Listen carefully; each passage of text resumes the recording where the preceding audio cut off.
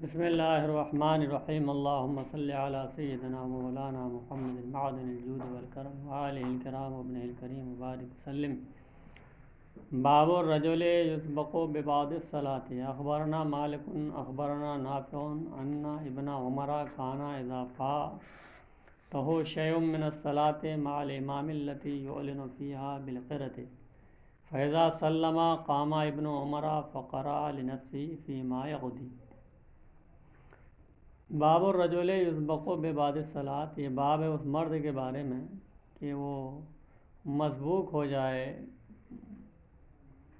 بعض نماز سے، یعنی بعض نماز کا بعض حصہ اس سے چھوٹ جائے، سبقت لے جائے بعض حصہ، یعنی بعض حصہ اس سے رہ جائے، وہ آگے بعض حصہ آگے بڑھ جائے اس سے، تو مسبوق ہو جائے۔ یہ باب ہے اس مرد کے بارے میں کہ مسبوق ہو جائے وہ بعض نماز کے اعتبار سے، یعنی بعض رکعت کے اعتبار سے۔ خبر دی ہم کو حضرت امام مالک نے، خبر دی ہم کو حضرت نافع نے کہ حضرت عبداللہ ابن عمر سے جب نماز کی کوئی رکعت رہ جاتی، کچھ سے مراد کوئی رکعت رہ جاتی امام کے ساتھ، جس میں امام جہری قرأت فرماتے، تو پس جب آپ سلام پھیرتے تو حضرت عبداللہ ابن عمر کھڑے ہو جاتے اور قرأت فرماتے، اپنے لیے قرأت فرماتے اپنی اس میں جس کی آپ قضا فرماتے ہیں نا، قضا میں اپنی قرأت فرماتے۔ قال محمد، حضرت امام محمد نے فرمایا بہذا ناخذ، اسی پر ہمارا عمل ہے کہ یغدی لأنہ یغدی اول صلاتی، کہ وہ قضا کرے اول صلات کی، یعنی جو رکعت چھوٹ جائے، جو رکعت اول رکعت کی وہ قضا کرے، یہی فرمان حضور سیدنا امام اعظم ابو حنیفہ کا ہے۔ اخبرنا مالک اخبرنا نافع عن ابن عمر انه كان اذا جاء الى الصلاه فوجد الناس قد رفعوا من ركعتهم سجد معهم۔ خبر دی ہم کو حضرت امام مالک نے، خبر دی ہم کو حضرت نافع نے، حضرت عبداللہ ابن عمر سے کہ حضرت عبداللہ ابن عمر جب آتے نماز میں تو لوگوں کو پاتے اس حال میں کہ انہوں نے اپنے رکوع سے سر اٹھا لیا ہے، من رکعتہم، رکعت بمعنی رکوع، اپنے رکوع سے انہوں نے سر اٹھا لیا ہے، پہلی رکعت کا رکوع بھی ہو گیا تو آپ کیا کرتے، سجدہ معہم، تو پھر سب کے ساتھ سجدے میں چلے جاتے۔ یہ مسئلہ ہے کہ کوئی آدمی اس وقت حاضر ہوا کہ امام نے اور سارے لوگوں نے رکوع بھی کر لیا، اب سجدے کو جا رہے ہیں، تو اب کوئی آیا تو حکم اس کے لیے یہی ہے کہ وہ بھی نیت باندھ کے سجدے میں چلا جائے۔ یہ نہیں کہ جو ہے نیت وہ جو ہے سجدے سے اٹھنے کا انتظار کرے، ایسا نہیں ہے، بلکہ فوراً نیت کر کے وہ بھی سجدے میں چلا جائے، یہ حکم ہے۔ فرمایا حضرت امام محمد نے اسی پر ہمارا عمل ہے کہ سجدہ کرے لوگوں کے ساتھ، رکوع چھوٹ گیا سجدے میں لوگ چلے گئے تو لوگوں کے ساتھ سجدہ کرے، ولا یعتد بہا، اور اس رکعت کو شمار نہ کرے، سجدے تو مل گئے، اب یہ رکعت نکل گئی، رکوع ملتا تو رکعت ملتی، رکوع نکل گیا سجدے ملے تو اب اس رکعت کا شمار نہ کرے، یہی فرمان حضور سیدنا امام اعظم ابو حنیفہ کا رضی اللہ تعالیٰ عنہ۔ اخبرنا مالک اخبرنا نافع عن ابن عمر انه كان اذا وجد الامام قد صلى بعض الصلاة صلى معه ما ادرك من الصلاة ان كان قائما قام وان كان قاعدا قعد حتى يقضي الامام صلاته لا يخالف في شيء من الصلاة۔ خبر دی ہم کو حضرت امام مالک نے، خبر دی ہم کو حضرت نافع نے حضرت عبداللہ ابن عمر سے کہ حضرت عبداللہ ابن عمر جب پاتے امام کو کہ بے شک امام نے بعض رکعت پڑھ لی تو امام کے ساتھ نماز پڑھتے، جو پاتے، اگر کھڑے ہوتے امام تو آپ بھی کھڑے ہو جاتے، امام اگر قاعدے میں ہوتے تو آپ بھی قاعدے میں ہوتے، یہاں تک کہ امام پوری کرتا اپنی نماز، آپ امام کے ساتھ نماز میں سے کسی بھی حصے کی مخالفت نہیں فرماتے، یہ نہیں کہ امام ان کے سجدے میں چلے گئے تو ہم کھڑے رہیں، وہ بھی سجدے میں چلے جاتے آپ بھی۔ حضرت امام محمد قال محمد، حضرت امام محمد نے فرمایا اسی پر ہمارا عمل ہے، یہی فرمان حضور سیدنا امام اعظم ابو حنیفہ کا ہے۔ اخبرنا مالک اخبرنا ابن شہاب ان ابی سلمۃ بن عبد الرحمن عن ابی ہریرہ ان رسول اللہ صلی اللہ علیہ وسلم قال من ادرک من الصلاة رکعۃ فقد ادرک الصلاة۔ خبر دی ہم کو حضرت امام مالک نے، خبر دی ہم کو حضرت ابن شہاب نے، حضرت ابو سلمہ بن عبد الرحمن سے، حضرت ابو ہریرہ سے رضی اللہ تعالیٰ عنہ، انہوں نے فرمایا کہ اللہ کے رسول صلی اللہ تعالیٰ علیہ وسلم نے ارشاد فرمایا جو نماز کی ایک رکعت پالے نہ، جو نماز کا رکوع پالے، رکعت کا منع رکوع، من ادرک من الصلاۃ رکعتن، جو نماز کا رکوع پالے تو جو ہے اس نے فقط ادرک الصلاۃ، تو اس نے نماز پالی، یعنی وہ پوری نماز اس کی ہو گئی، رکعت نہیں چھوٹی، سمجھ گئے۔ حدیث کا ایک مطلب یہ بھی ہو سکتا ہے، اور دوسرا مطلب یہ ہو سکتا ہے من ادرک من الصلاۃ رکعتن، جو نماز کی ایک رکعت پالے امام کے ساتھ تو اس نے نماز پالی۔ یہ ایک مطلب یہ کہ ایک رکعت ملی، 4 رکعت والی نماز تھی، 3 رکعت ہو گئی، ایک رکعت ملی امام کے ساتھ تو اس کو نماز مل گئی۔ نماز مل جانے کا مطلب نماز کی فضیلت مل گئی، ورنہ جماعت نہیں ملی۔ ایک رکعت بھی چھوٹ جانے سے، 2 تو 2، 3 تو 3، اگر ایک رکعت بھی چھوٹ جائے تو جماعت کا پانے والا نہیں کہلاتا، وہ جماعت چھوڑنے والا کہلاتا۔ جماعت کا پانے والا اسی وقت ہوگا جب کہ پوری نماز ملے، تب ایک رکعت بھی اگر نہ ملے کسی کو تو جماعت کا پانے والا نہیں، وہ جماعت کا چھوڑنے والا کہلائے گا، تارک جماعت کہلائے گا وہ، سمجھ گئے۔ البتہ یہ ہے کہ اگر نماز کے ساتھ ایک رکعت مل گئی، ایک رکعت نکل گئی، یا کچھ رکعتیں ملی کچھ نہیں ملی، تو جماعت کی فضیلت مل جائے گی، مگر جماعت کا پانے والا وہ نہیں ہوگا۔ اس لیے دھیان رکھنا چاہیے کہ رکعت بھی چھوٹنے نہ پائے، ورنہ رکعت چھوٹ جائے گا تو جماعت کا تارک کہلائے گا، وہ جماعت کا چھوڑنے والا کہلائے گا۔ اور جماعت کا چھوڑنے والا جو عادی ہو جائے اس طرح وہ فاسق ہوتا ہے، شریعت اسے فاسق کہتی ہے۔ جماعت کا چھوڑنے والا عادی ہو جائے، 3-4 وقت چھوڑنے لگے وہ بغیر کسی عذر شرعی کے، تو ایسا شخص فاسق ہو جاتا ہے۔ اسی لیے آدمی کو دھیان رکھنا چاہیے کہ اس وقت حاضر ہو کہ اس کی ایک رکعت بھی چھوٹنے نہ پائے۔ حضرت امام محمد فرماتے ہیں اسی پر ہمارا عمل ہے، یہی فرمان حضور سیدنا امام اعظم ابو حنیفہ کا ہے رضی اللہ تعالیٰ عنہ۔ اخبرنا مالک اخبرنا نافع عن ابن عمر انه كان يقول اذا فاتتك الركعة فاتتك السجدہ۔ خبر دے ہم کو حضرت امام مالک نے، خبر دے ہم کو حضرت نافع نے، وہ حضرت عبداللہ ابن عمر سے، حضرت عبداللہ ابن عمر فرماتے ہیں کہ جب تمہارا رکوع فوت ہو جائے تو تمہارا سجدہ بھی فوت ہو جاتا ہے۔ رکوع فوت ہو جائے تو سجدہ بھی فوت ہونے کا مطلب یہ ہے کہ وہ سجدہ بھی اب جو ہے شمار میں نہیں آئے گا۔ رکوع جب فوت ہو گیا تو سجدہ کرو گے تو سجدہ شمار میں نہیں ہوگا، وہ ہے کہ سجدہ بھی فوت ہو گیا، یہ مطلب ہے۔ حضرت امام محمد فرماتے ہیں کہ جو سجدہ کرے 2 سجدہ امام کے ساتھ، رکوع فوت ہو گیا مگر امام کے ساتھ 2 سجدے مل گئے تو ان دونوں سجدے کا شمار نہیں ہوگا۔ پر جب امام سلام پھیر دے تو اپنی ایک پوری رکعت قضا کرے 2 سجدے کے ساتھ، یہی فرمان حضور سیدنا امام اعظم ابو حنیفہ کا رضی اللہ تعالیٰ عنہ۔ باب الرجل یقرأ السور فی الرکعۃ الواحدۃ من الفریضۃ، یہ باب ہے اس مرد کے بارے میں کہ فرض کی ایک ہی رکعت میں کئی سورتیں قرأت کرے۔ اخبرنا مالک اخبرنا نافع عن ابن عمر انه كان اذا صلى وحده يقرأ في الاربع جميعا من الظهر والعصر في كل ركعة بفاتحة الكتاب وسورة من القرآن، وكان احيانا يقرأ بالسورتين او الثلاث في صلاة الفريضة في الركعة الواحدة ويقرأ في الركعتين الأوليين مع المغرب كذلك بأم القرآن وسورة۔ خبر دے ہم کو حضرت امام مالک نے، خبر دے ہم کو حضرت نافع نے، وہ حضرت عبداللہ ابن عمر سے روایت فرماتے ہیں کہ حضرت عبداللہ ابن عمر جب وہ نماز پڑھتے تنہا، وحدہ تنہا، تو قرأت فرماتے ظہر اور عصر کی چاروں رکعتوں میں قرأت فرماتے، اور ہر رکعت میں سورہ فاتحہ پڑھتے اور قرآن کی کوئی سورت بھی ملاتے، اس طرح پڑھتے آپ۔ تو مسئلہ ہے یہ آج بھی، کوئی تنہا نماز پڑھتا ہو فرض کی 4 رکعت ہے تو چاروں رکعت میں وہ چاہے تو چاروں رکعت میں سورتیں ملائے، 2 میں تو خیر ملائے گا ہی، اور اخیر دونوں میں بھی جو ہے ملائے تو افضل ہے، بہتر ہے، اچھا ہے اگر وہ تنہا پڑھ رہا ہے، ورنہ امام کے لیے نہیں ہے۔ امام کے لیے تو یہ ہے کہ اخیر کی رکعتوں میں، اخیر کی تیسری اور چوتھی رکعت میں وہ صرف سورہ فاتحہ پڑھے گا، سورت نہیں ملائے گا، سورت ملانا امام کے لیے منع ہے۔ ہاں اگر کوئی الگ تنہا پڑھتا ہے فرض نماز تو چاروں میں سورت ملا سکتا ہے، جیسے کہ سنت کی 4 رکعت میں چاروں میں سورت ملا سکتا ہے، ایسے فرض میں بھی امام کے لیے حکم نہیں ہے۔ تو حضرت عبداللہ ابن عمر تنہا نماز پڑھتے تو ظہر اور عصر کی چاروں رکعتوں میں جو ہے سورہ فاتحہ پڑھتے اور سورت ملاتے۔ وہ کانا احیانا، اور کبھی آپ جو ہے قرأت کرتے 2 سورتوں کی اور 3 سورتوں کی، ٹھیک ہے، فرض نماز میں ایک ہی رکعت میں کبھی آپ سورہ فاتحہ کے بعد 2 صورتیں پڑھ دیتے، کبھی آپ یہ کرتے کہ ایک ہی رکعت میں سورہ فاتحہ کے بعد 3 صورتیں پڑھ دیتے۔ وَيَقْرَأُ فِي الرَّكْعَتِ الْأُولَيَيْنِ، اور آپ قرأت فرماتے پہلی 2 رکعت، مغرب کی پہلی 2 رکعتوں میں قرأت فرماتے۔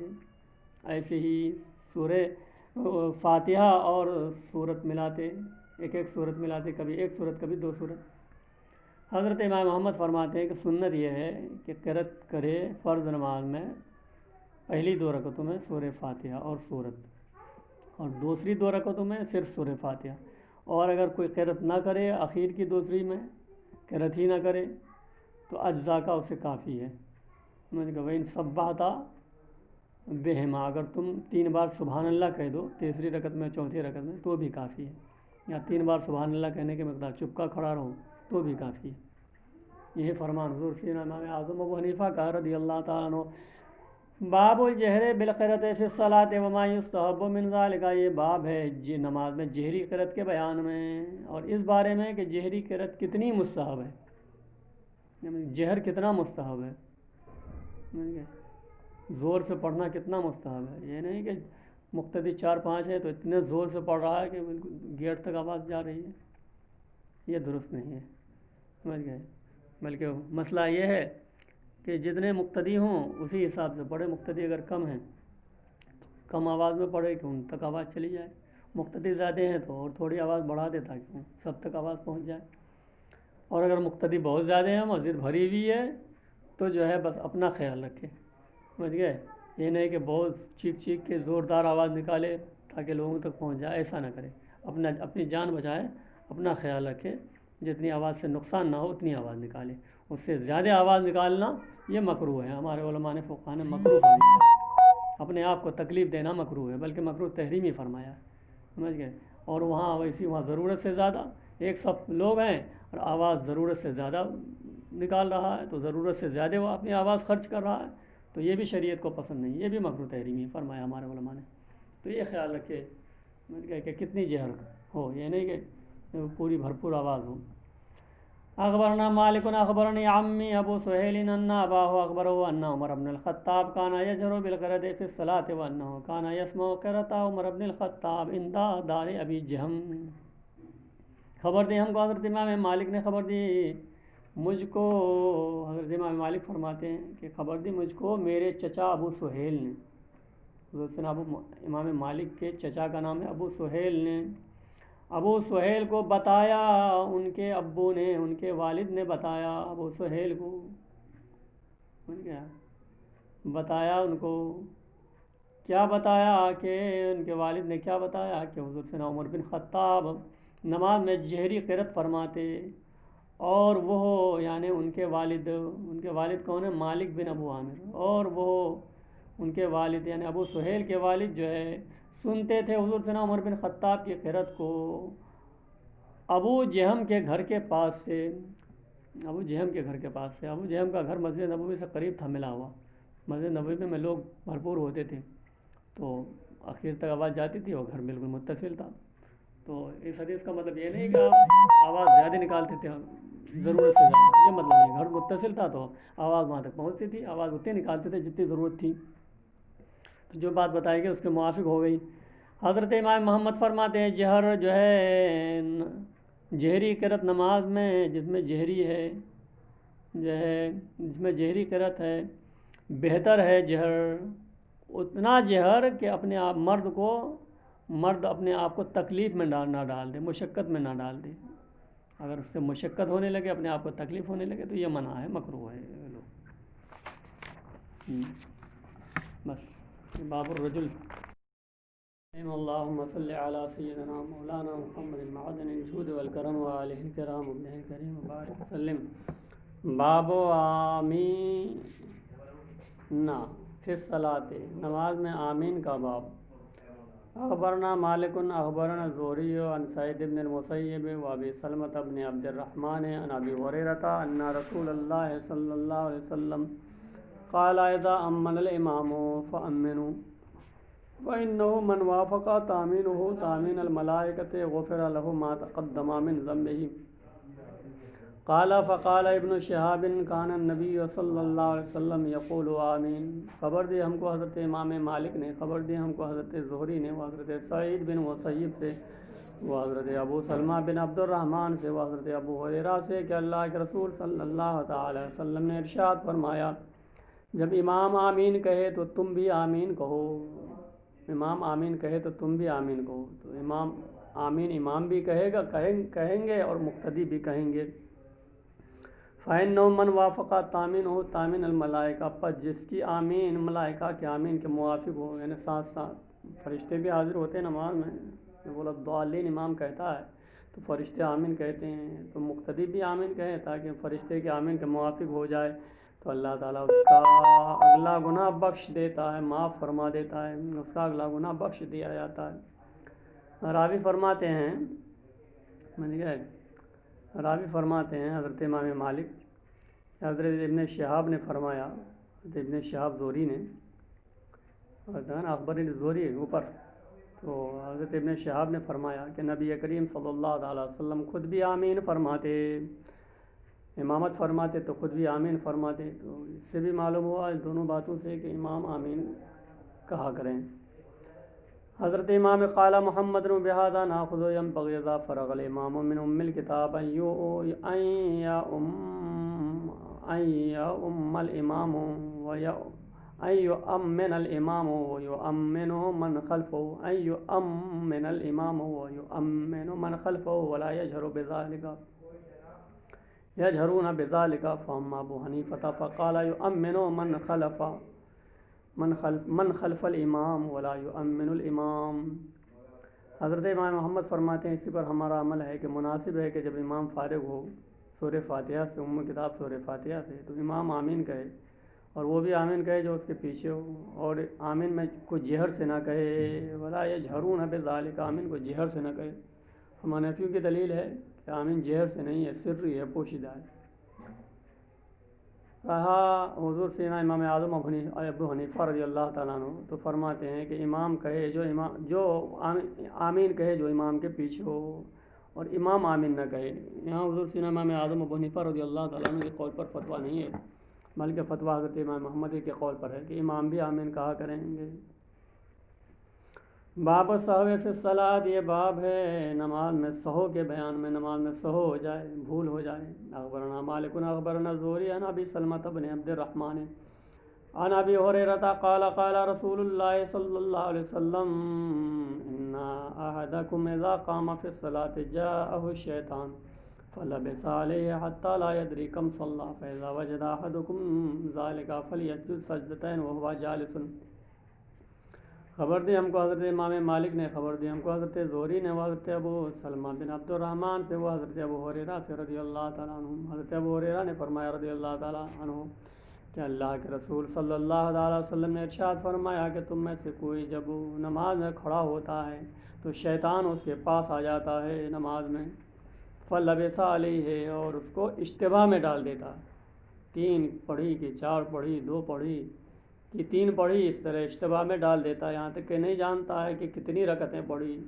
پر جب تم میں سے کسی کو ایسی بات ہو جائے، جب پائے تم میں سے کوئی ایسی بات کہ اس کو اشتباہ ہو جائے، تو چاہیے کہ وہ سجدہ کریں، 2 سجدے بیٹھ کر، وہ جالسن بیٹھ کر، یعنی سجدہ سہو کرے. وہ بیٹھی کرتے ہوتا ہے سجدہ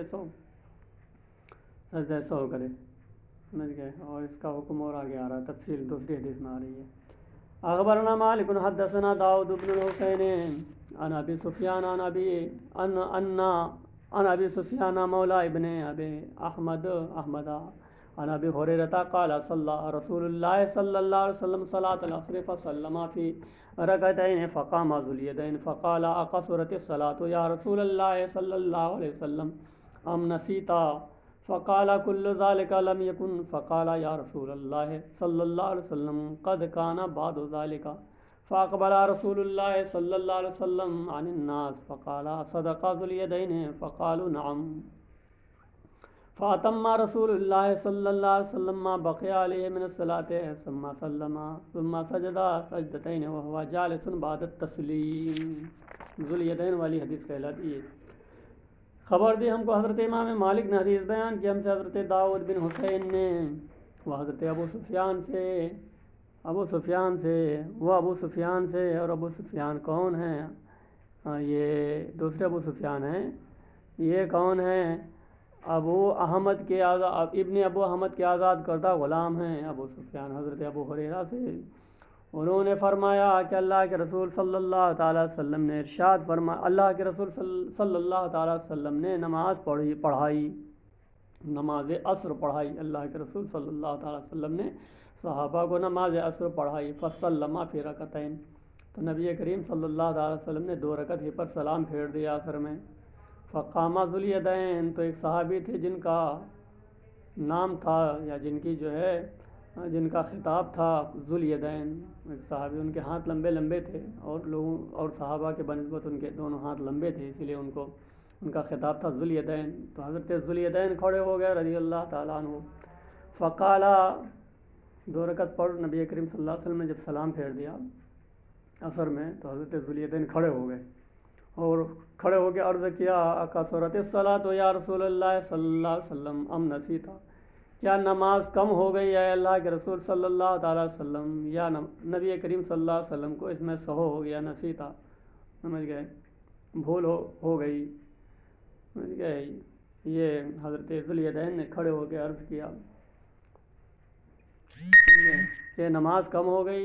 یہ بھی ہوتا ہے کیونکہ وہی نازل ہوتی تھی کبھی کبھی نماز میں، تو حکم بدل جاتا تھا. تو حضرت ذو الیدین نے سمجھا کہ شاید کہ نماز کم ہو گئی، وہی نازل ہو گئی، عصر کی شاید 2 رکعت ہو گئی، اور یہ عرض کیا کہ یا رسول اللہ صلی اللہ علیہ وسلم نماز کم ہو گئی ہے، یا جو ہے نبی کریم صلی اللہ علیہ وسلم سے بھول واقع ہوئی. فقالا، تو نبی کریم صلی اللہ تعالیٰ علیہ وسلم نے ارشاد فرمایا، کل ذالک لم یکن، کچھ بھی نہیں ہوا، کل ذالک لم یکن. اس کے 2 معنی محدثین نے بیان کیے ہیں. ایک معنی یہ بیان کیا کہ معنی یہ ہے کہ لم یکن المجموع، مجموع نہیں ہوا، یعنی دونوں نہیں ہوا، مطلب دونوں میں سے ایک ہوگا، ایک ہو سکتا ہے. دوسرا معنی یہ بیان فرمایا کہ نہ یہ ہوا نہ وہ ہوا میرے گمان میں، سمجھ گئے، بلکہ میرے گمان میں ہوا کہ میں نے پوری 4 پڑھی ہے. یہ ہوا تو سمجھ گئے. نبی کریم صلی اللہ علیہ وسلم مشاہد حق میں اس طرح مستغرق رہتے تھے، کبھی کبھی اس طرح کی بات واقع ہوتی تھی تعلیم امت کے لیے، قیامت تک کے لیے امت کے لیے جو ہے حدیث بن جائے، پھر امت سے ایسا سرزد ہو تو امت عمل کرے اس طرح جس طرح میں کر رہا ہوں. یہ نبی کریم صلی اللہ علیہ وسلم سے اس طرح ہوتا تھا. تو فرمایا کہ کچھ بھی نہیں ہوا، لم یکن، کچھ بھی نہیں ہوا. فقالا، تو حضرت ذو الیدین نے عرض کیا، یا رسول اللہ صلی اللہ تعالیٰ علیہ وسلم، کانا بعض و ذالک، بعض تو ہوا ہے، اس لیے دوسرا معنی زیادہ صحیح ہے کہ یہ ہوا ہے یا یہ ہوا ہے، دونوں نہیں ہوا ہے، مطلب کوئی ایک ہوا ہے. تو اسی کو ذو الیدین نے فرمایا کہ نبی کریم یا رسول اللہ صلی اللہ علیہ وسلم جو ہے بعض تو ہوا ہے، 2 میں سے ایک بات تو ہوئی ہے، یا اس کی تفسیر ہو جائے گی کہ دونوں نہیں ہوا ہے، لم یکن ذالک مجموع نہیں ہوا ہے، دونوں بھی نہیں ہوا. تو ذو الیدین نے کہا کہ نہیں، دونوں میں سے ایک ہوا ہے. یا اے اللہ کے رسول صلی اللہ تعالیٰ علیہ وسلم، تو اللہ کے رسول صلی اللہ تعالیٰ علیہ وسلم متوجہ ہو گئے لوگوں کی طرف اور فرمایا، اصدقہ ذو الیدین، اور صحابہ کی طرف متوجہ ہو گئے اور فرمایا کہ ذو الیدین کیا یہ سچ کہہ رہے ہیں، صحیح کہہ رہے ہیں، اصدقہ ذو الیدین، کیا ذو الیدین صحیح کہہ رہے ہیں. فقالو، تو صحابہ نے عرض کیا، نعم، اے اللہ کے رسول صلی اللہ تعالیٰ علیہ وسلم، ذو الیدین صحیح عرض کر رہے ہیں. یہ بات ہو گئی نماز کے درمیان. فاتم رسول اللہ صلی اللہ تعالیٰ علیہ وسلم، تو اللہ کے رسول صلی اللہ تعالیٰ علیہ وسلم نے نماز پوری فرمائی، ما بقی علیہ من الصلاۃ، جو 2 رکعتیں باقی رہ گئی تھی، 2 رکعت اور ملا لی. عصر 9 نبی کریم صلی اللہ علیہ وسلم نے نماز نہیں دہرائی بلکہ 2 رکعت اور ملا لی. ثم سلم، پھر سلام پھیرا سجدہ سہو کا.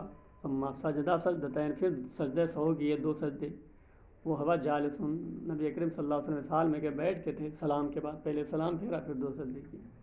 اس حدیث سے ایک بات اور معلوم ہوئی کہ نبی کریم صلی اللہ تعالیٰ علیہ وسلم کی خصوصیت، نماز کے درمیان کلام فرمائے مگر نماز نہ ٹوٹے، یہ خصوصیت ہے نبی کریم صلی اللہ تعالیٰ علیہ وسلم کی. دوسرا آدمی اگر کلام کر لے کوئی تو جو ہے نماز ٹوٹ جائے گی.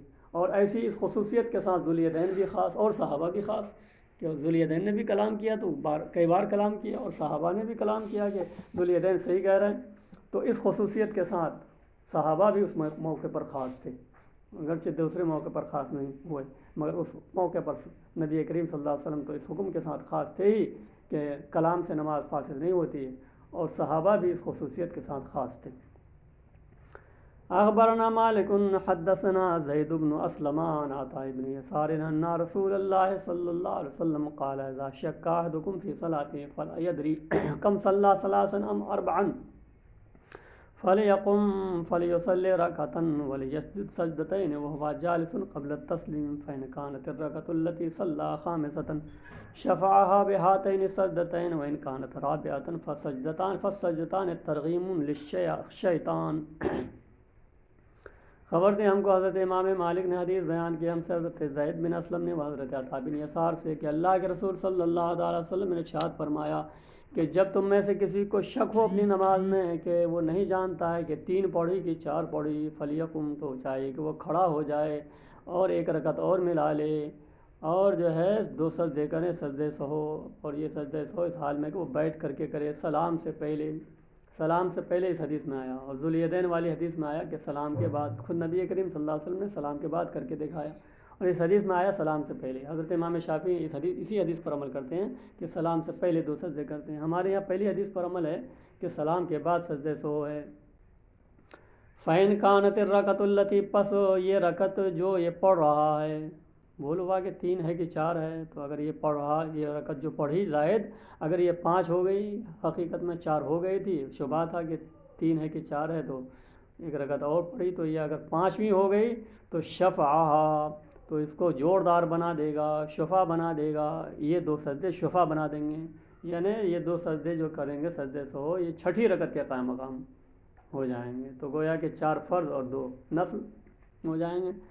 وَإِنْ كَانَتْ رَابِعَةً، اور اگر یہ جو زائد رکعت ملا رہا ہے، اگر یہ 4تھی ہو جائے کہ 3 ہی پڑھی حقیقت میں اور یہ 4تھی ہو رہی ہے، تو یہ 2 سجدے کیا ہو جائیں گے، فالسجدتان ترغیم للشیطان، تو یہ 2 سجدے شیطان کو جو ہے رسوا کرنا ہوگا، یہ 2 سجدے سے شیطان کیا ہوگا، رسوا ہوگا، ذلیل و خوار ہو کر کے بھاگے گا شیطان اس 2 سجدے سے، کہ ارے تو اب ہم بچ ہی نہیں سکے، اور تو 2 سجدے اور کر لیے اللہ تعالیٰ کو، تو اور رسوا ہوگا وہ۔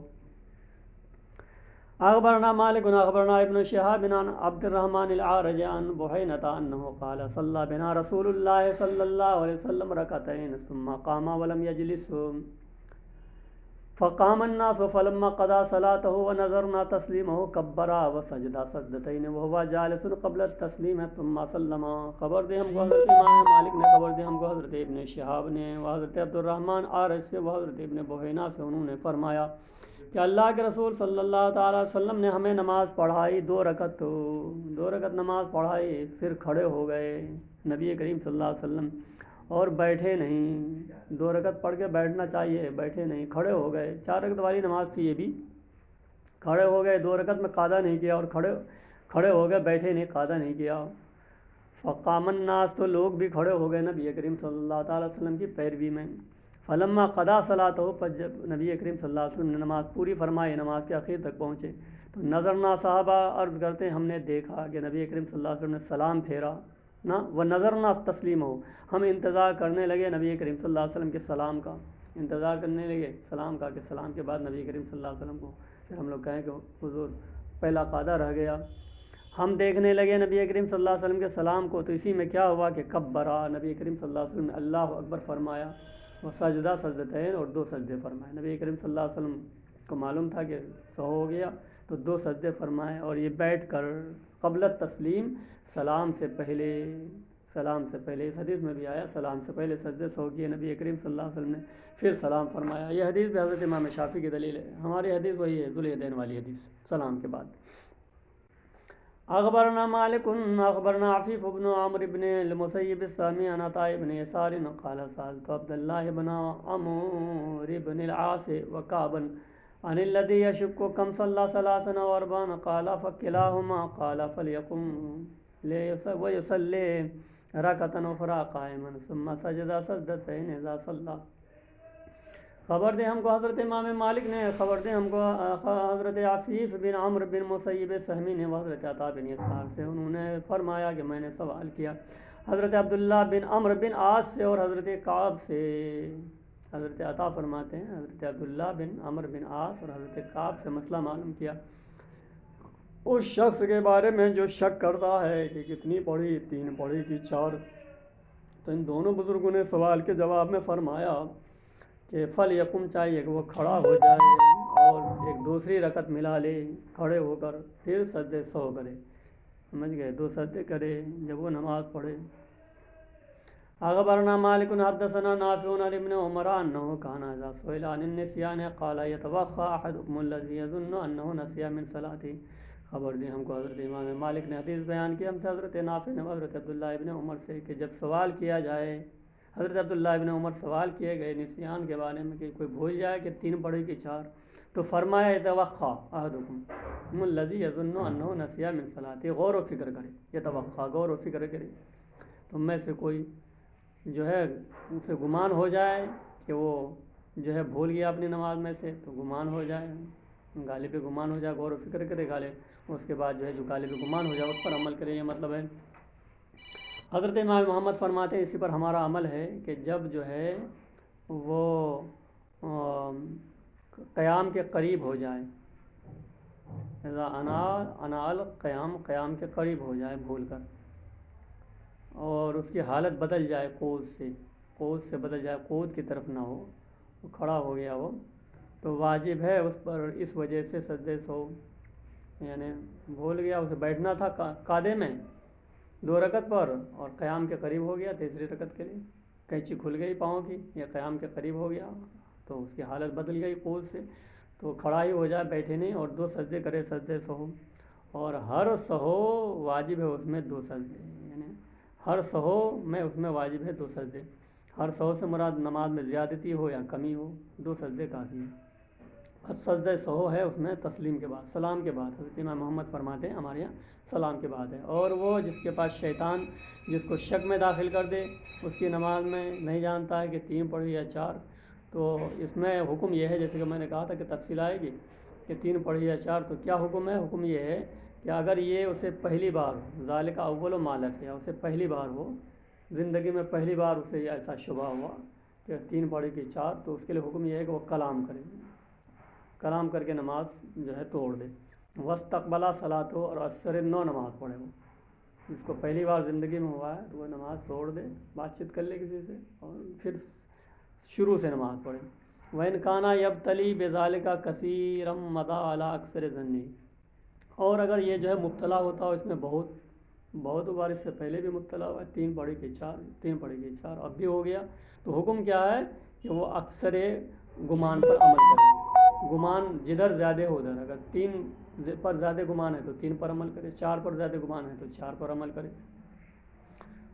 سمجھ گیا ظن غالب پر گمان کرے اپنی رائے پر گمان کرے. ولم یند علی الیقین یقین پر تو گزر نہیں سکتا یقین تو حاصل ہو نہیں سکتا. یقین ہوتا تو پھر کاہے کہ شک ہوتا. تو غور و فکر کرے جدھر گمان ہو 3 کا گمان ہو تو 3 مانے 4 کا گمان ہو تو 4 مانے اور آخر میں 2 سجدے سہو کر لے. فَإِنَّهُ إِنْ فَعَلَ ذَلِكَ پس اگر وہ کرے یہ تو لم ینجو ہے نجات نہیں پائے گا اس میں جو اسے معلوم ہو رہا ہے سہو میں.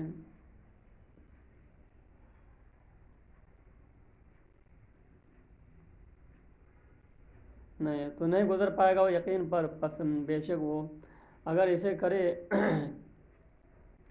یقین کو تو وہ اس سے نجات نہیں پا سکتا ہے یقین حاصل نہیں ہو سکتا ہے اس میں جو اسے سہو واقع ہو گیا. اور وہ جو اس پر شیطان داخل ہو گیا شیطان نے جو شک میں ڈال دیا اس سے نجات نہیں پا سکتا ہے جو شیطان نے اس کو شک میں ڈال دیا. اور اس میں بھی بہت سی حدیثیں ہیں جو ساری باتیں ذکر کی گئی ہیں حضرت امام محمد نے. قال محمد اخبرنا يحيى بن سعيد ان انس بن مالك صلى بهم في سفر كان معه فيه فصلى سجدتين ثم نهى للقيام فسبح بعض اصحابه فرجع ثم لما قضى صلاته سجد سجدتين قال لا ادري قبل التسلیم او بعده. حضرت امام محمد فرماتے ہیں خبر تھی ہم کو حضرت یحییٰ بن سعید نے کہ حضرت انس بن مالک نے نماز پڑھائی لوگوں کو ایک سفر میں اور ان کے ساتھ جو ہے کانا ماہو وہ بھی تھے ان کے ساتھ اس نماز میں، تو انہوں نے نماز پڑھائی 2 رکعت، پھر جو ہے 2 رکعت پڑھا کے جو ہے کھڑے ہونے کے قریب ہو گئے، تو بعض دوستوں نے سبحان اللہ کہہ کر کے لقمہ دیا، تو اب لوٹ گئے، پھر بیٹھ گئے، کیونکہ 2 رکعت والی ہی نماز تھی تو بیٹھنا ہی تھا، اور 3 رکعت یا 4 رکعت والی تو نہیں بیٹھ سکتا تھا۔ پھر جو ہے نماز کیونکہ پوری فرمائی اور سجدے سو کیے، اور مجھے معلوم نہیں ہے کہ سلام سے پہلے سجدے سو یا سلام۔ رحم اللہم صلی علی سیدنا مولانا محمد معدن الجود والکرم وآلہ الکرام وابنہ الکریم بارک وسلم۔ باب السنت فی السجود، یہ باب ہے سجدے میں سنت کے بیان میں، کہ سجدہ میں سنت کیا ہے، یعنی سجدہ کس طرح کرنا سنت ہے، اس بارے میں باب۔ اخبرنا مالک اخبرنا نافع عن ابن عمر انہ کان اذا سجد وضع کفیہ علی الذی یضع جبہتہ علیہ، قال ولقد رأیتہ فی برد شدید وانہ لا یخرج کفیہ من برنسہ حتی یضعہما علی الحصى۔ خبر دی ہم کو حضرت امام مالک نے، خبر دی ہم کو حضرت نافع نے، وہ حضرت عبداللہ ابن عمر سے، حضرت نافع حضرت عبداللہ ابن عمر کے شاگرد ہیں، تو حضرت نافع حضرت عبداللہ ابن عمر سے روایت کرتے ہیں کہ حضرت عبداللہ ابن عمر جب سجدہ فرماتے تو وضع کفیہ، رکھتے اپنی دونوں ہتھیلی کو، علی الذی، اس جگہ پر رکھتے جس جگہ میں اپنی پیشانی رکھتے، یضع جبہتہ علیہ، جس جگہ پر اپنی پیشانی رکھتے وہیں جو ہے دونوں ہتھیلی رکھتے، یعنی پیشانی کے سیدھے طرف سیدھا ہاتھ رکھتے، سیدھی ہتھیلی، اور الٹے طرف الٹی ہتھیلی رکھتے۔ قالا، حضرت نافع فرماتے ہیں راوی کہ وَلَقَدْ رَأَيْتُهُ، میں نے حضرت عبداللہ ابن عمر کو دیکھا، فی بردن شدید، سخت سردی کے زمانے میں، جیسے کہ ابھی سردی پڑتی ہے، اس سے بھی سخت سردی کے زمانے میں نے دیکھا حضرت عبداللہ ابن عمر کو کہ لا یخرجو، کہ آپ نکالتے تھے دونوں ہتھیلی کو، آپ نکالتے تھے من برن سے ہی، اپنے جبہ سے، جبے کی آستین لمبی تھی، جبے کی آستین لمبی تھی آپ کی، تو جبے سے ہتھیلی نکال کر کے تب سجدہ کرتے تھے، یعنی کہ ایسے ہی کر لیتے تھے۔ مسجد نبوی کا فرش جو ہے اس وقت وہ تھا، کچا تھا، اور جو ہے اور کوئی قالین وغیرہ بھی بچھی نہیں رہتی تھی آج کے زمانے میں، ایسی خالص فرش میں لوگ حضرات صحابہ حضرات نماز پڑھتے تھے، تو آپ نے جو ہے دونوں اپنی ہتھیلی نکالی اپنے جبے سے، یہاں تک کہ دونوں ہاتھوں کو رکھا کنکریوں پر، کنکریاں تھیں، باریک باریک کنکریاں مسجد نبوی کے فرش پر، تو اسی پر جو ہے کنکریوں پر دونوں ہاتھ رکھتے سخت سردی میں۔ جیسے کہ آج جب مسجدوں میں کچھ بچھے ہوئے نہ ہوں، جاڑے کے موسم میں اگر آپ ہاتھ رکھیں گے تو سردی لگے گی نہیں، تو آپ سردی برداشت کرتے تھے، مگر جو ہے آستین پر ہاتھ نہیں رکھتے تھے، بلکہ آستین سے ہاتھ باہر نکال کے زمین ہی پر رکھتے تھے۔ حضور سیدنا عبداللہ ابن عمر رضی اللہ تعالیٰ عنہ، متقی، مدینہ میں آپ کا زہد و تقوی مشہور تھا، حضور سیدنا عبداللہ ابن عمر کا زہد و تقوی مدینہ شریف میں مشہور تھا، زاہد تھے۔ اخبرنا مالک اخبرنا نافع عن ابن عمر انہ کان یقول من وضع جبہتہ بالارض فلیضع کفیہ ثم اذا رفع جبہتہ فلیرفع کفیہ فإن الیدین تسجدان کما یسجد الوجہ۔ خبر دی ہم کو حضرت امام مالک نے، وہ فرماتے ہیں خبر دی ہم کو حضرت نافع نے، یہ بھی حضرت نافع سے ہے، وہ حضرت عبداللہ ابن عمر سے، یہ بھی حضرت عبداللہ ابن عمر کی حدیث ہے کہ حضرت عبداللہ ابن عمر فرماتے کہ جو رکھے اپنی پیشانی زمین پر، تو چاہیے کہ وہ اپنی دونوں ہتھیلی بھی رکھے زمین پر، سنت ہے، ورنہ آدمی پیشانی سے سجدہ کرے اور ہتھیلی زمین پر نہ رکھے، ہتھیلی ادھر کندھے پر رکھ لے، سجدہ تو ہو جائے گا مگر سنت کے خلاف ہوگا۔ تو سنت کیا ہے کہ دونوں ہتھیلی رکھے سجدے میں۔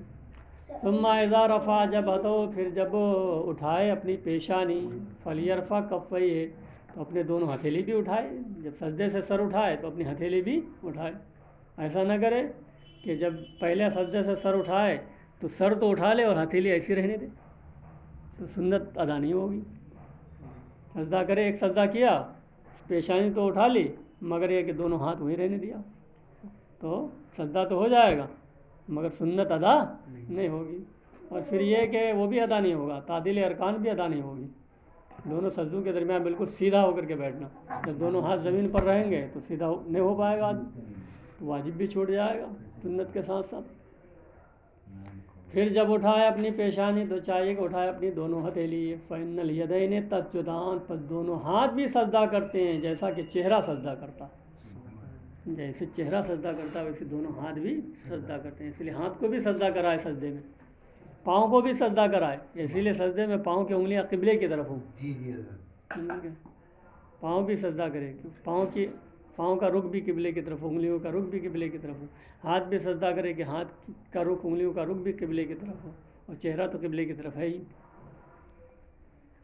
دونوں ہاتھ سجدہ کرتے ہیں جیسا کہ چہرہ سجدہ کرتا ہے. حضرت امام محمد فرماتے ہیں اس پر ہمارا عمل ہے. مناسب ہے مرد کے لیے کہ جب رکھے اپنی پیشانی حالت سجدہ میں تو رکھے اپنی دونوں ہتھیلی بحذائے اذنیہ, اپنے دونوں کان کے مقابل.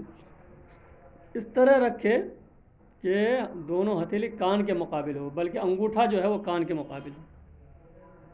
جہاں سر رکھے, سر کے دونوں طرف جو دونوں ہتھیلی رکھے تو کان کے لو کے مقابل یہ دونوں انگوٹھے ہوں. اس طرح رکھے کہ کان کے مقابل ہو جائے دونوں انگوٹھے. ہاں, رکھے اپنے دونوں ہتھیلی کو دونوں کان کے مقابل. وَيَجْمَعُ أَصَابِعَهُ, اور سجدے میں انگلیاں سمیٹ لے. سجدے میں انگلیاں ایسے پھیلی نہ رکھے ایسے, بلکہ سمیٹ لے انگلیاں. نحو القبلہ, اور رخ کس قبلے کی طرف ہو. ولا یفتح, اور انگلیاں کھلی نہ رکھیں سجدے میں. فَإِذَا رَفَعَ رَأْسَهُ, پس جب اٹھائے اپنا سر سجدے سے تو رفعهما مع ذلك, تو دونوں ہاتھ کو بھی اٹھائے سر کے ساتھ. فاما من اصابہ برد, رہا وہ حضرت عبداللہ ابن عمر نے جو کیا تھا کہ سخت سردی میں کنکری پر ہاتھ رکھتے تھے اور آستین سے ہاتھ نکالتے تھے, تو اس بارے میں فرماتے ہیں کہ فاما من اصابہ برد, رہا وہ جس کو سردی لگ جائے, جاڑے کا موسم ہو, سردی اذیت دینے لگے, تکلیف دینے لگے. وجعل یدیہ, اور کر دے اپنے دونوں ہاتھ کو, یعنی دونوں ہاتھ کو زمین پر رکھے, دونوں ہاتھ کو زمین پر رکھے. وہ من تحت کسائن, جو ہے زمین پر رکھے چادر کے نیچے یا کسی کپڑے کے نیچے, یعنی کوئی کپڑا رکھ دے, سمجھ گئے, یا جو ہے چادر رکھ دے, سمجھ گئے, اس کے اوپر دونوں ہاتھ رکھے تو اس میں کوئی حرج نہیں, تاکہ سردی سے بچ جائے. حضرت عبداللہ ابن عمر نے جو ہے وہ کوئی الگ سے کپڑا نہیں تھا, وہ آستین ہی تھا, تو آستین پر سجدہ یہ کرنا ٹھیک نہیں ہے.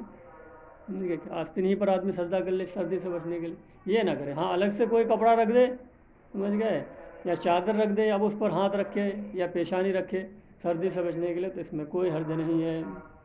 یہی فرمان حضور سیدنا امام اعظم ابو حنیفہ کا رضی اللہ تعالیٰ عنہ.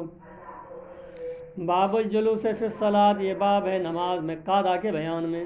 نماز میں قعدہ, نماز میں بیٹھنے کے بیان میں. نماز میں کس طرح بیٹھا جائے گا, کس طرح قعدہ کرے. قعدہ تو ایک اتحیات پڑھنے کے لیے وہ بھی قعدہ ہوتا ہے, اور دو سجدے کے درمیان ایک قعدہ ہوتا ہے, اسے بھی قعدہ کہتے ہیں. دونوں باتیں آئیں گی. اخبرنا مالک حدثنا عبداللہ ابن دینار عن ابن عمر انہ صلی انا جنبہ رجل فلما جلس الرجل تربع وثنى رجليه فلما انصرف ابن عمر عابا ذلك عليه قال الرجل فإنك تفعله قال إني أشتكي. خبر دی ہم کو حضرت امام مالک نے, حدیث بیان کی ہم سے حضرت عبداللہ بن دینار نے, وہ حضرت عبداللہ ابن عمر سے. حضرت عبداللہ ابن عمر نماز ادا فرما رہے تھے اس جگہ کہ جس جگہ آپ کے پہلو میں, آپ کے بغل میں, آپ کے سائڈ میں رجل, ایک مرد تھا. فلما جلس الرجل, جب مرد بیٹھا, قعدہ میں بیٹھا مرد, تو تربع, چہار زانو بیٹھا. قعدے میں بیٹھا ایک آدمی حضرت عبداللہ ابن عمر کے برابر میں نماز پڑھ رہے تھے, تو وہ برابر میں جو شخص نماز پڑھ رہا تھا وہ جب قعدے میں بیٹھا تو ایسے چہار زانو ہو کر کے, اس کو چہار زانو کہتے ہیں. ٹھیک ہے, چہار زانو بیٹھنا عیب نہیں ہے, بلکہ بزرگوں سے بھی ثابت ہے. حضرت سیدنا عمر فاروق رضی اللہ تعالیٰ عنہ بھی गाहे बगाहे 4 जानू बैठा करते थे। समझ गए।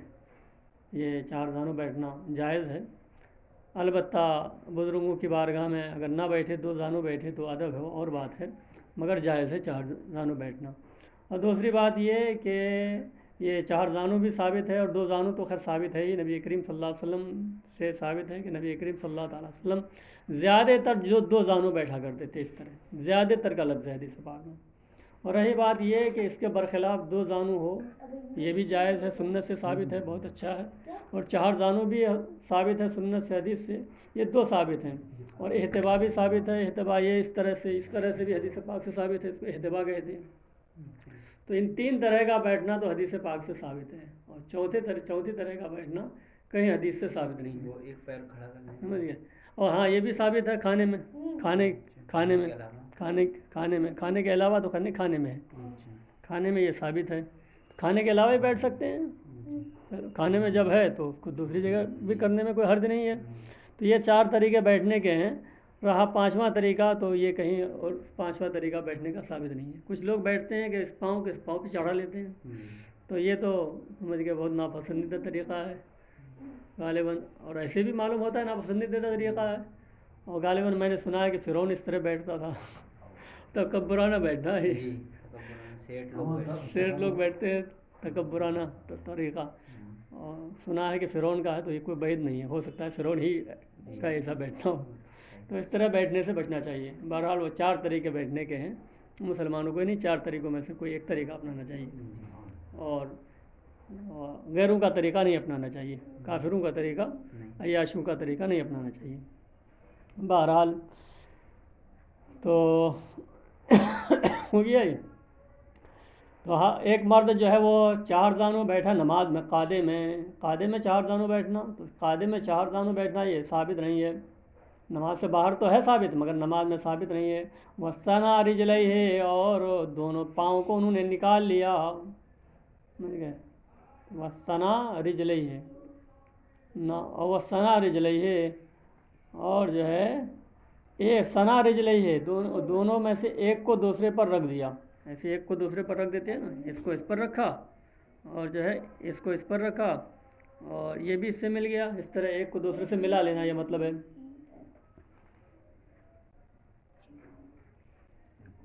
यानी सना रिजलई है, एक को दूसरे के साथ मिला लेना, नरम कर लेना, नहीं मिला लेना। 4 जानू इस तरह बैठे कि एक को दूसरे के साथ मिला लिया। फ़लम मन सरफ़ा इब्न उमर, जब हज़रत अब्दुल्ला इब्न उमर नमाज से फ़ारिग हुए, आबा ज़ालिका लिए, तो उसको इस पर ऐब लगाया, अरे तुम नमाज में इस तरह बैठते हो, 4 जानू तुम बैठे नमाज में, ऐब लगाया। क़ाल रजुल, तो उस मर्द ने कहा, फ़इन्नका तफ़अलुहु, आप भी तो इस तरह बैठते हैं। ये कहा कि आपको भी तो मैंने देखा, आप इस तरह बैठते हैं कादे में, और हमें कह रहे हैं आप तुम इस तरह बैठ रहे हो। तो हज़रत अब्दुल्ला इब्न उमर ने फरमाया आपने कि इन्नी अश्तकी, मैं बीमार हूँ, मैं 2 जानू नहीं बैठ सकता हूँ, इसलिए बैठता हूँ मैं। तुम कौन सा बीमार हो, तुम तो ठीक सही सालिम हो।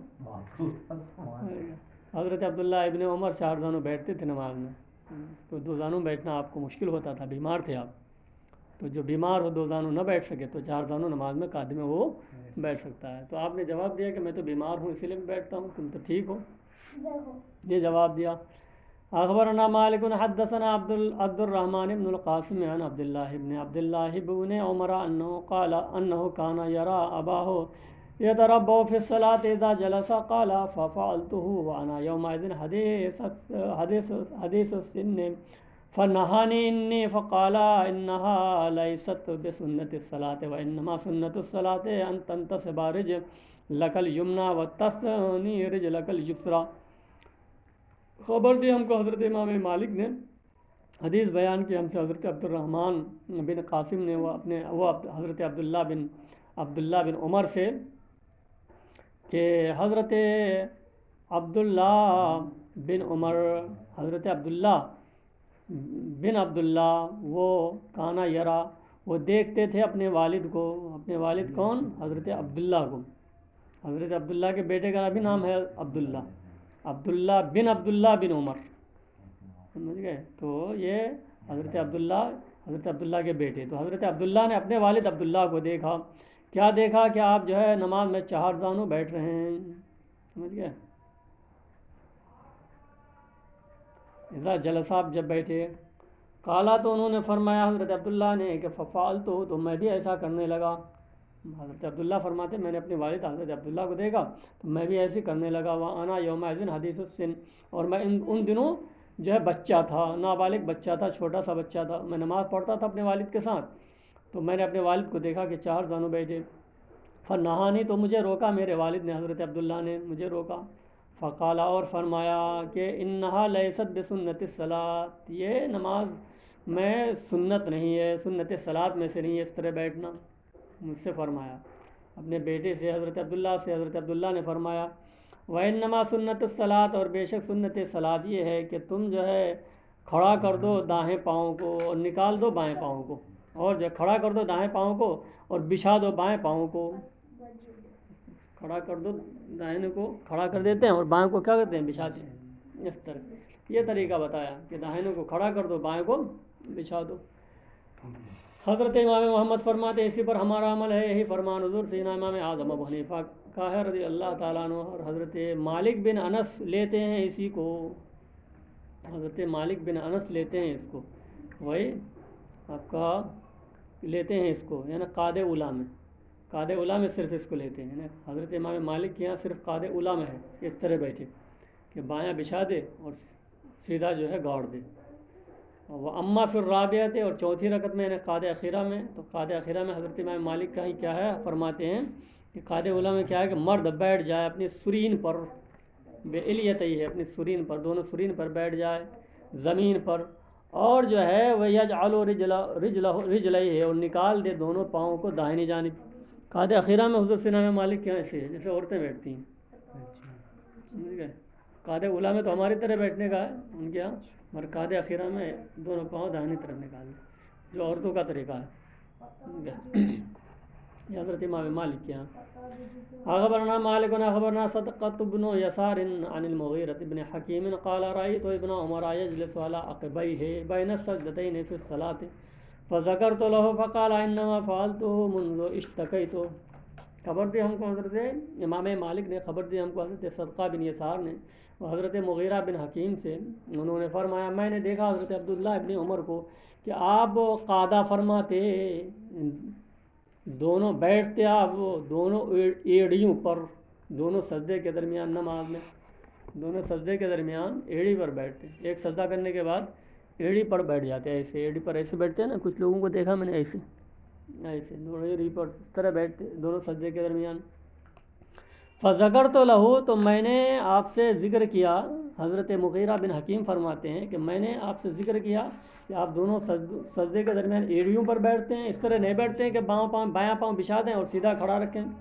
فقالا تو فرمایا انما فعلت، بے شک میں اسے اس لیے کرتا اس دن سے کرتا ہوں جس دن سے میں بیمار پڑ گیا ہوں، کیونکہ ایسے بیٹھنے میں مجھے تکلیف ہوتی ہے، اس لیے مجھے سجدہ کرنا پڑتا ہے، اس طرح دونوں سجدے کے درمیان بیٹھنا پڑتا ہے۔ لہٰذا اگر کوئی بیمار ہو کہ دونوں سجدے کے درمیان بھی اگر اس طرح نہ بیٹھ پائے تو ایڑی کے بل بیٹھ جائے ایک سجدہ کر کے اور پھر دوسرا سجدہ کرے، اور جو بیمار نہ ہو اس کے لیے خلاف سنت ہے۔